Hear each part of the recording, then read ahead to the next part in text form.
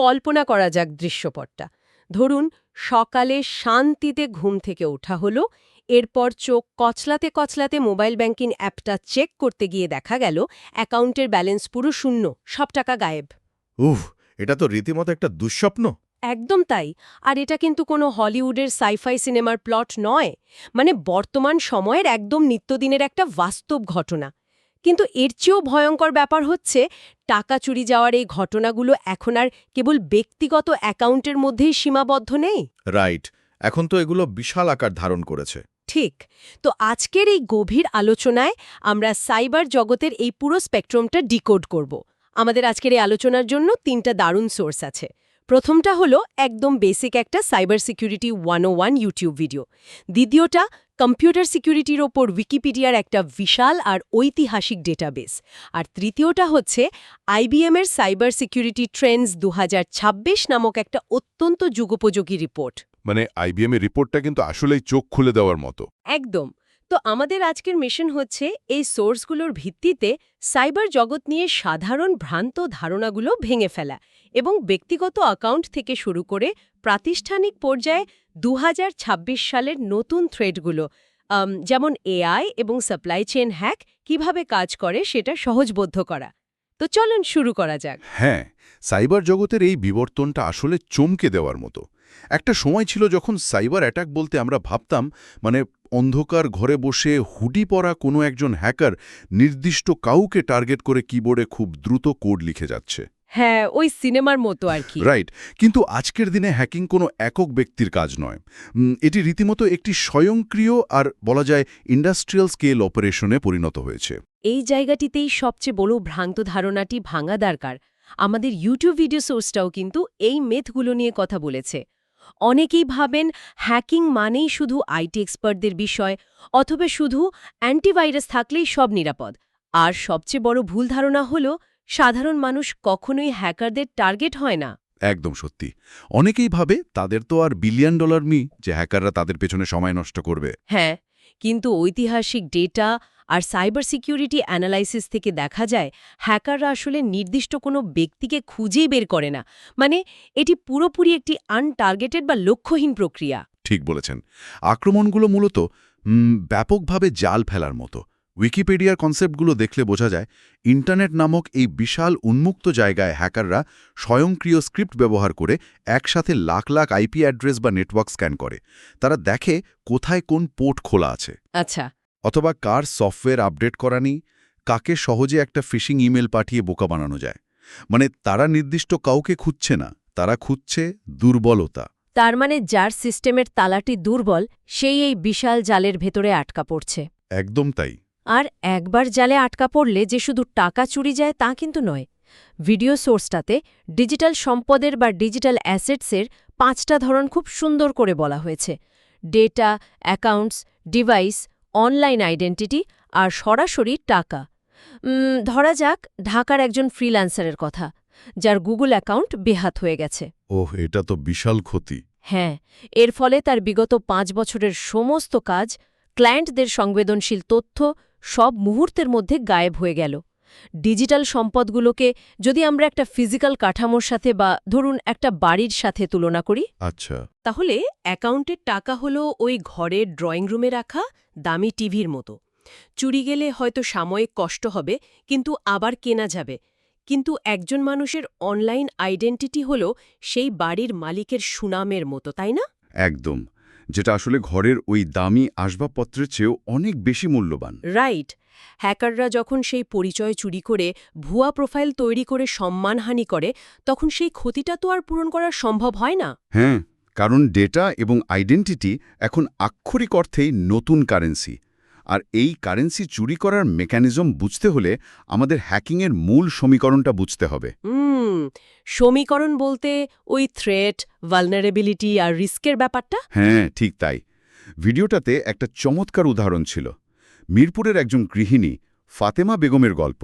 হ্যাঁ, ফাতেমা বেগমের গল্পটা আমার মনে আছে, যাকে বিকাশ কাস্টমার কেয়ার সেজে কল করা হয় এবং ওটিপি নিয়ে মাত্র 5 মিনিটের মধ্যে 8,000 টাকা চুরি করা হয়। গুরুত্বপূর্ণ 3টা উপাদানের নিখুঁত একটা রসায়ন লুকিয়ে আছে: থ্রেট, ভালনারেবিলিটি এবং রিস্ক।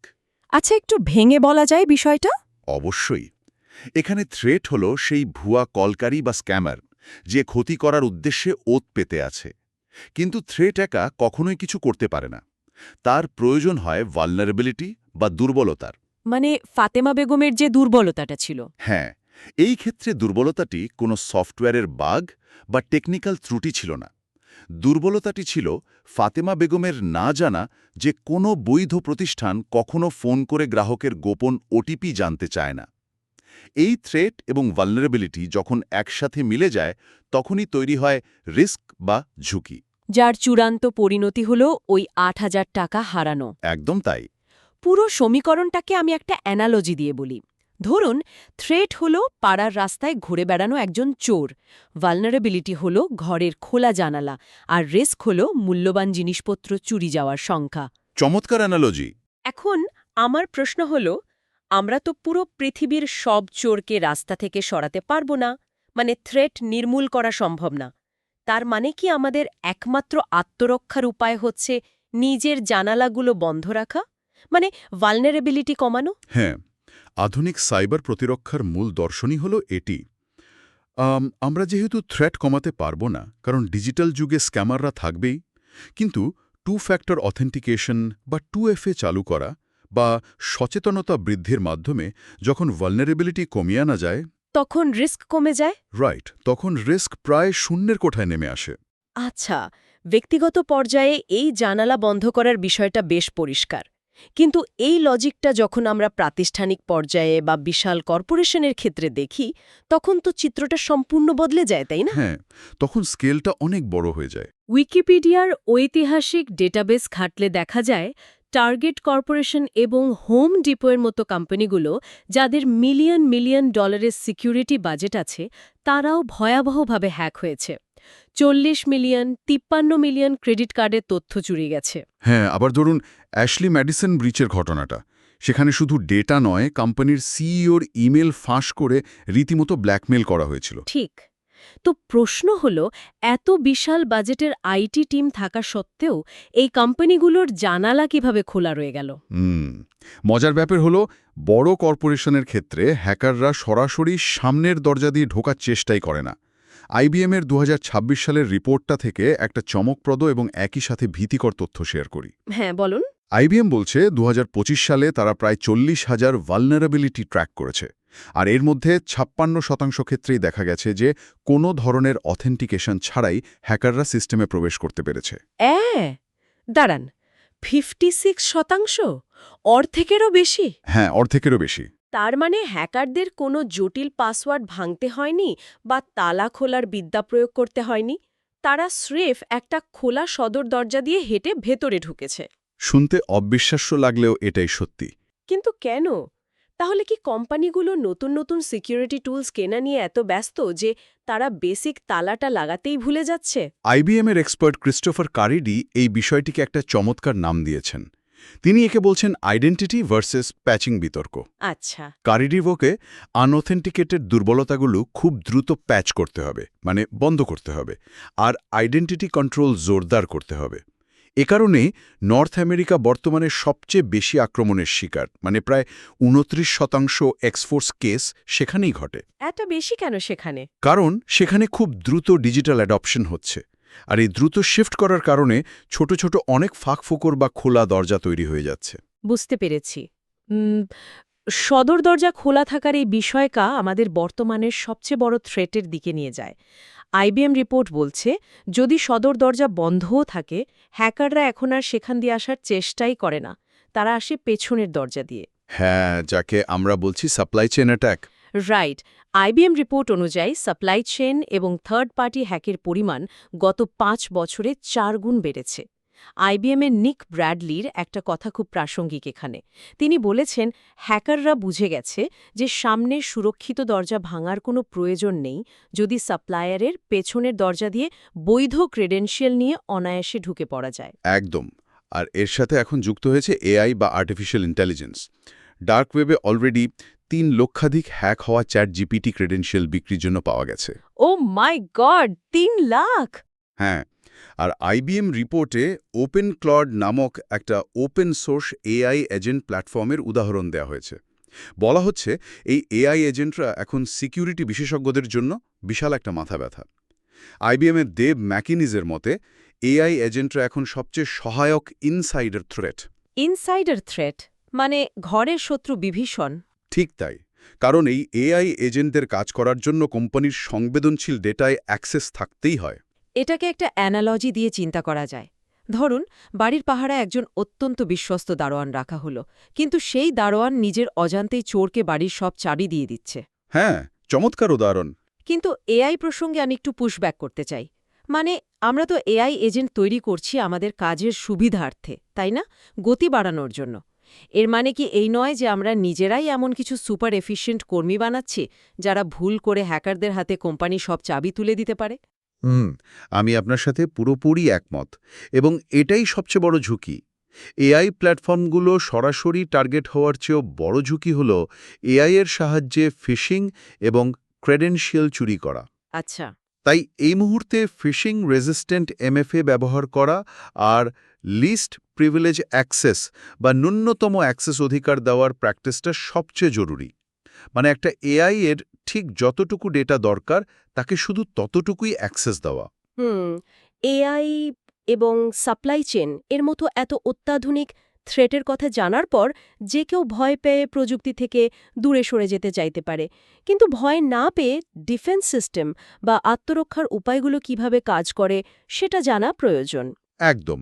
আর এই জায়গাটাতেই আসে সিআইএ ট্রায়াডের ধারণাটা। হ্যাঁ, উইকিপিডিয়া এবং ওই ইউটিউব ভিডিও দুটো সোর্স থেকেই এই সিআইএ ট্রায়াডের কনসেপ্টটা উঠে এসেছে। সি দিয়ে বোঝায় কনফিডেন্সিয়ালিটি বা গোপনীয়তা, মানে তথ্য শুধু অনুমোদিত ব্যক্তিরাই দেখবে। রাইট। আর আই দিয়ে বোঝায় ইন্টিগ্রিটি বা শুদ্ধতা, মানে তথ্যের কোনো অবাঞ্ছিত পরিবর্তন হবে না। আর শেষের এ হচ্ছে অ্যাভেইলেবিলিটি বা প্রাপ্যতা। যখন প্রয়োজন তখন যেন সিস্টেম বা তথ্যটা ঠিকমতো ব্যবহার করা যায়। ঠিক। উইকিপিডিয়া এই ভারসাম্যটা ধরে রাখার জন্য সিকিউরিটি বাই ডিজাইন এবং সাইবার হাইজিন বা ডিজিটাল পরিচ্ছন্নতার উপর জোর দিয়েছে। আইবিএম রিপোর্টও কিন্তু বারবারই বেসিক বিষয়গুলোর কথাই মনে করিয়ে দেয়। মানে সাইবার হাইজিনের অভাবটাই মূল সমস্যা। হ্যাঁ, মালওয়্যার প্রোটেকশন আপডেট রাখা, ক্লাউড ব্যাকআপ নেওয়া, পাসওয়ার্ড ম্যানেজমেন্ট আর অব্যবহৃত সিস্টেম ডিলিট করার মতো বেসিক সাইবার হাইজিনের অভাবেই এখনও বেশিরভাগ বড় বড় হ্যাকগুলো হচ্ছে। এই সাইবার হাইজিন ব্যাপারটাকে আসলে প্রতিদিন দাঁত মাজার সাথে তুলনা করা যায়। হ্যাঁ, দাঁত মাজা কিভাবে? মানে এটা খুবই বেসিক এবং প্রতিদিনের বোরিং একটা কাজ, তাই না? কিন্তু এই কাজটা যদি না করা হয় তবে ভেতরে ক্যাভিটি তৈরি হবে এবং শেষ পর্যন্ত অত্যন্ত যন্ত্রণাদায়ক একটা রুট ক্যানেল করাতে হবে, যেটা বিশাল একটা হ্যাকের সমান। দারুণ বলেছেন। কিন্তু আমার প্রশ্ন হচ্ছে, যদি হাইজিন বা পরিষ্কারতা এতই সাধারণ বিষয় হয়, তবে আইবিএমের মতো বিশাল রিপোর্ট কেন বলছে যে বড় বড় কোম্পানিগুলো এখনও এখানেই ব্যর্থ হচ্ছে? আইবিএমের অস্টিন জেএজেলের একটা রেফারেন্স দিয়ে এখানে তিনি খুব সুন্দর করে এর উত্তর দিয়েছেন। আধুনিক ক্লাউড এবং এআই পরিবেশগুলো এত বেশি জটিল বা কমপ্লেক্স হয়ে গেছে, ম্যানুয়াল ওভারসাইট সম্ভব না। ঠিক, মানুষের পক্ষে একা নজরদারি করা গাণিতিকভাবেই আর সম্ভব নয়।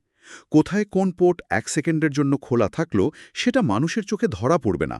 এখানে প্রয়োজন স্বয়ংক্রিয় এবং নিরবিচ্ছিন্ন সিকিউরিটি প্র্যাকটিস। চমৎকার। তো আজকের এই দীর্ঘ আলোচনার একটা দ্রুত সারসংক্ষেপ টানা যাক। আমরা ইউটিউব ভিডিওর ফাতিমা বেগমের ওই ওটিপি স্ক্যাম থেকে শুরু করে উইকিপিডিয়ার কর্পোরেট ডেটা ব্রিচ এবং শেষ পর্যন্ত 2026 সালের এআই এজেন্ট ও সাপ্লাই চেইন হ্যাকিংয়ের মতো জটিল বিষয়গুলো খুব সহজেই বুঝতে পারলাম।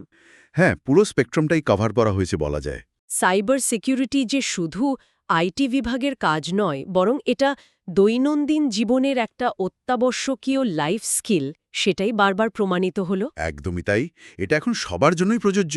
তবে বিদায় নেওয়ার আগে একটা গভীর চিন্তার বিষয় নিয়ে কথা বলা যাক।